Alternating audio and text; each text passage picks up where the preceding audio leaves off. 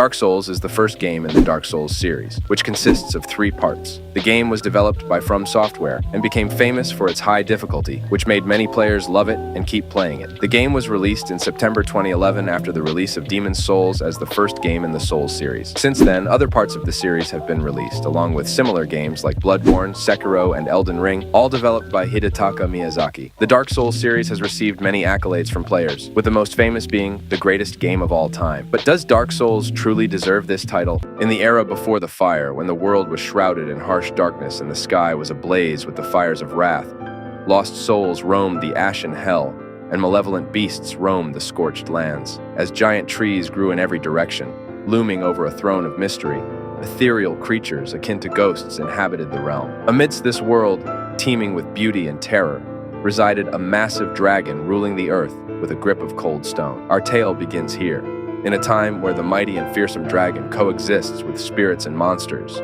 amidst the mystery surrounding the blazing fires and the dark abyss. The Age of Fire and the Kingdom of Lordran. In the Age of Fire, the world underwent a profound transformation. From the primordial darkness, a great flame emerged, bringing warmth, light, and life, but also death and decay. This flame, known as the First Flame, gave birth to the dichotomy of existence. Amidst this era, the mighty Kingdom of Lordran arose.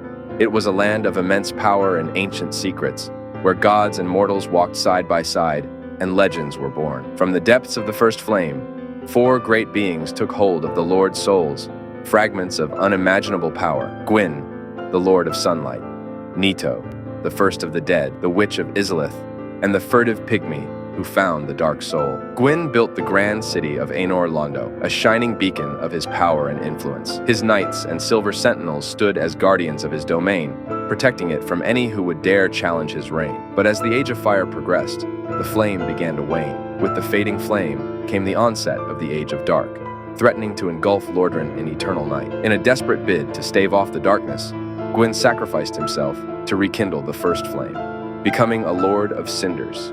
Now, in the twilight of the Age of Fire, you, an undead, rise from the grave. Your fate is intertwined with the cycle of light and dark, life and death. You must venture through the treacherous lands of Lordran, face fearsome foes, and uncover the truth behind the flame and the destiny of the undead. Will you embrace the fire and prolong the Age of Light, or will you usher in the Age of Dark and reshape the world anew?